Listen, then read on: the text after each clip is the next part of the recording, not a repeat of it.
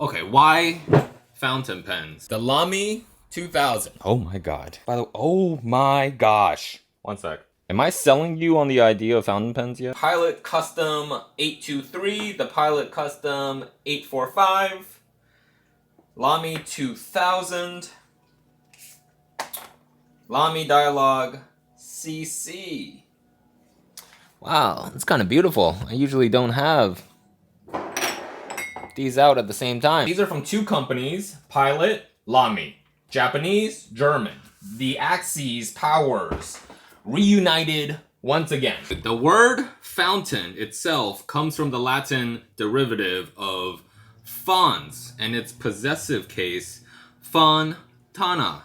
Fantana. I don't know if I'm pronouncing these correctly, but Latin's a dead language, so I don't think it matters. Fontana refers to a source of water from within a reservoir. Fountain pens were said could tap on a wellspring or a fountain, self-supplying ink to paper through capillary action. It's comfortable, it's fun to write with, has a lot of ink, you can change the color and whatnot, right? Let me show you some of the pens that I have that I like and a couple features of why I love them so much. The Pilot 823. As soon as I started collecting fountain pens, this was and still is my grail pen. This clear version is actually a Japanese exclusive. They don't sell it internationally. And you can see the ink. It's just so beautiful. It's a twist off cap. Posts very nicely. Fits in the hand perfectly. Gold nib. Look how beautiful that thing is. Huh? Okay. The Custom 823 has my favorite filling mechanism, because you can see it more. There's a little bit more action. So you want to twist the end of the pen so that the piston is exposed. Go ahead and pull the piston out. Doesn't that just look weird?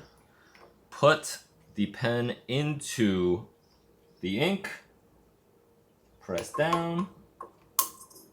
And it just sucks a ton of ink into the pen.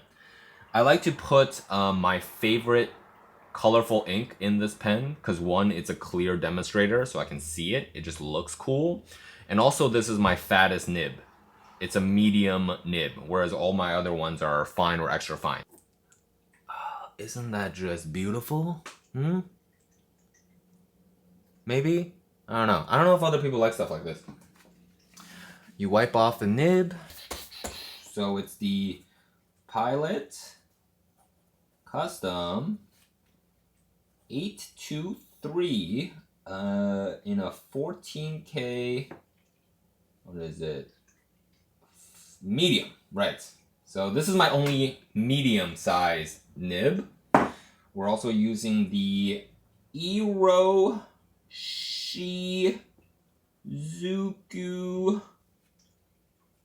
Yama-Budo.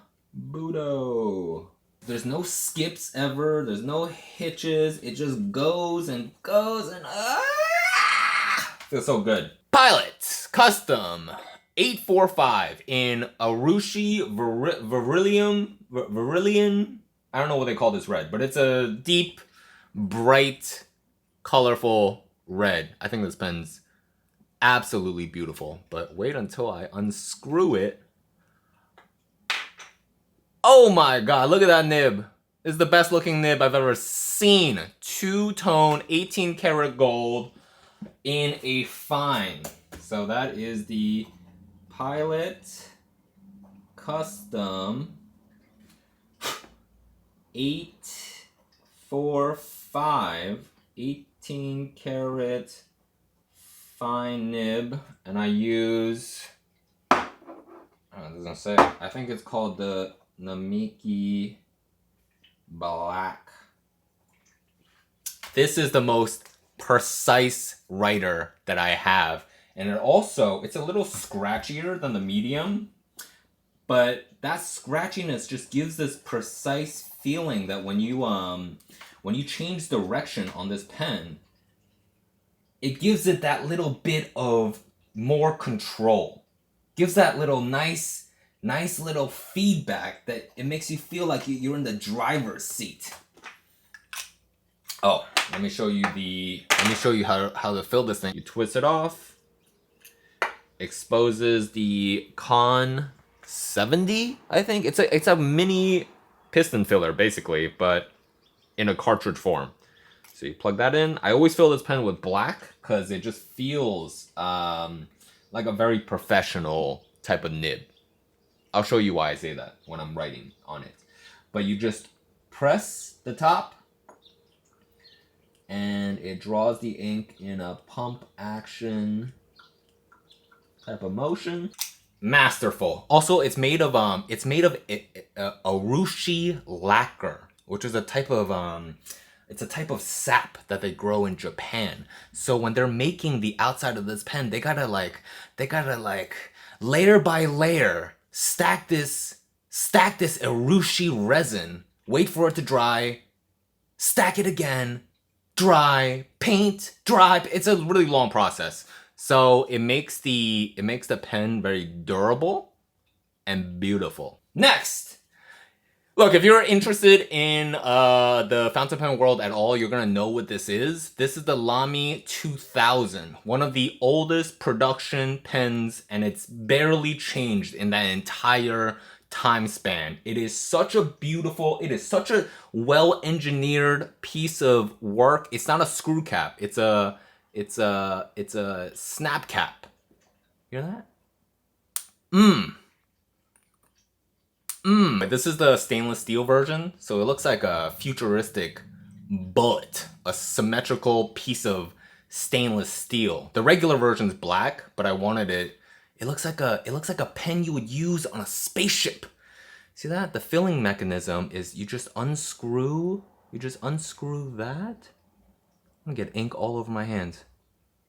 And then the seam comes out, but when you screw it back in, it almost disappears. Look at that German engineering, man. You see that? When you unscrew the cap, not the cap, this little doohickey, it pushes the ink out. And then when you screw it back in, it draws the ink into the reservoir. The ink goes into the pen. Just like the custom 823, it doesn't have a separate cartridge or ink holder.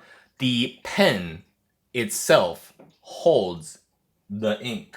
God, these pens are all already full, so I'm just like getting my hands messed up for not no reason. I'm doing it for the video, but so it's my thinnest nib, but it's actually, if you can see, it compares very similarly. The German extra fine compares very similarly with the Japanese fine. There's a little bit of variability between the continents. I'm also using another Iroshizuku.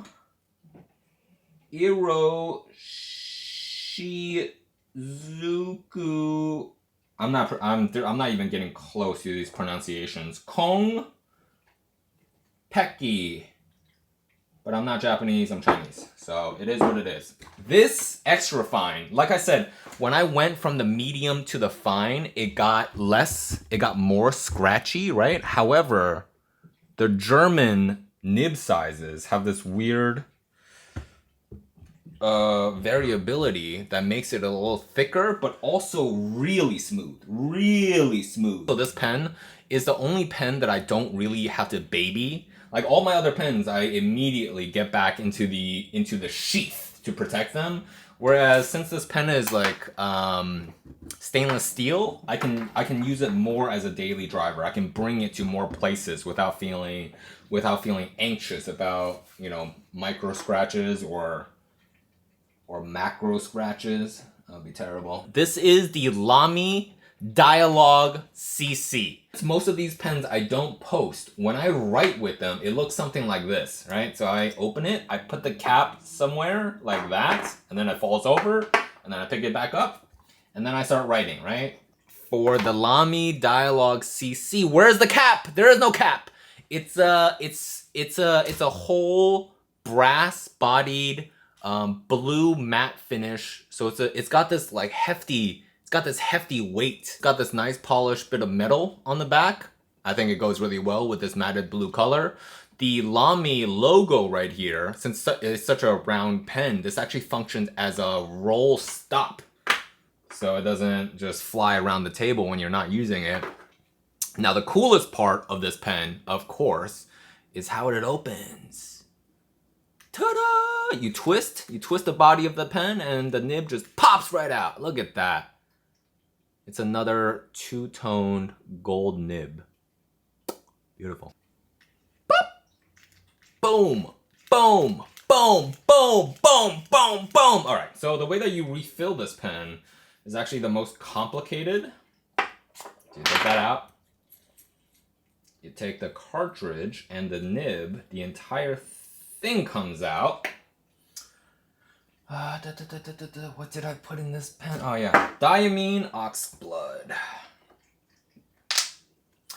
So it's just after that, it's just a regular Lamy twisting cartridge.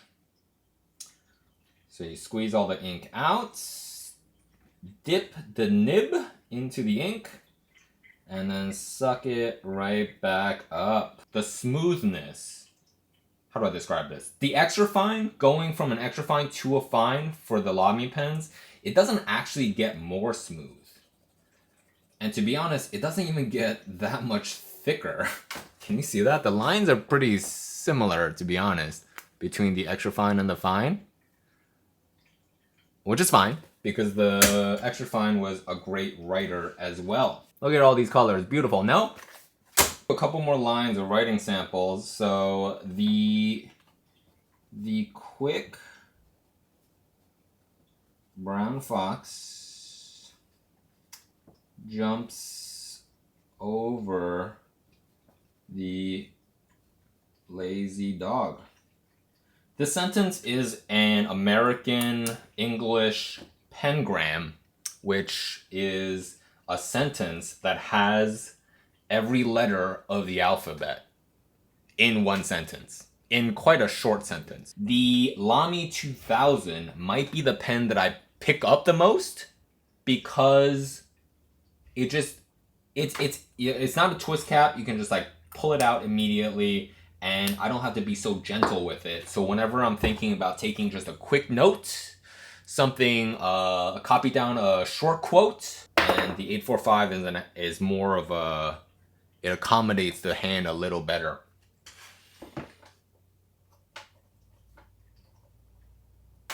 It just feels so correct, you know? And since you have a little bit more control, like I was saying, when you're switching directions, it just feels tight and neat. This is just fun, you know? It doesn't feel exactly like a pen in your hand, and the nib comes out in such a fun way, so you just want to write with this thing because you want to play with this feature. And since it's Lamy, it's a Lamy nib, it performs fantastic. Holding it, for some people, is definitely going to be a little awkward, if you can see, because you're pressing really hard against your middle finger, because it's not, you know, the shape is just a cylinder, which isn't the best shape to be holding for long periods of time. But again, quick notes, a quick journal entry, this is a fantastic pen to use, and people like to look at it. The major differences for the writing experience is mainly just the nib size. So I got this pen because I got this pen first, and I liked it so much that I wanted a fine version of this nib. So this is my thickest nib, and it's the smoothest pen I've ever touched. That Yama-Budo. That Yama-Budo ink is so, it's just such a passionate, wild color. It's kind of like a light pinkish wine color. I'm so used to this writing style with fountain pens that when I use a regular Bic rollerball, I feel it's so tedious, so not fun, so much effort on my hands. I gotta like put my whole arm and elbow and shoulder into this to press down, you know? Whereas with a fountain pen, you're just like, feel like I'm doing homework. I'm gonna puke. I have so much fun with all these pens. I switch the ink color and pens I use on my journal every day. I write multiple times a day in multiple journals, and I always switch up my pens because it's just so much fun to use. I write, I journal, I note down, I copy quotes, write stories, video ideas. Being interested in fountain pens have brought me a host of other interests and habits that have given me a great benefits over the years. Like it's improved my memory, it's calmed my mind down, it lets me reflect, it's improved my handwriting. My handwriting was very poor before. It's not so great right now, but at least I can read what I write, right? But all of these habits, all of these great benefits are not why I write. The reason I write is because I love these things so much, and that's what they do. They write. So I have to write. If I like these and I have them, I need to write, or they're just decoration. They're just ornament. I journal, I write down, I buy all these goddamn notebooks with thick paper, not because I want the benefits of these activities. I engage in these activities primarily still because I like to play with the fountain pens I love so much. So, thanks for hanging out. Love ya. Bye.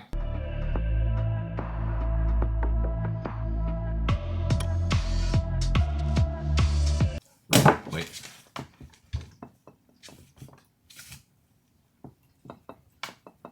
All right, bye.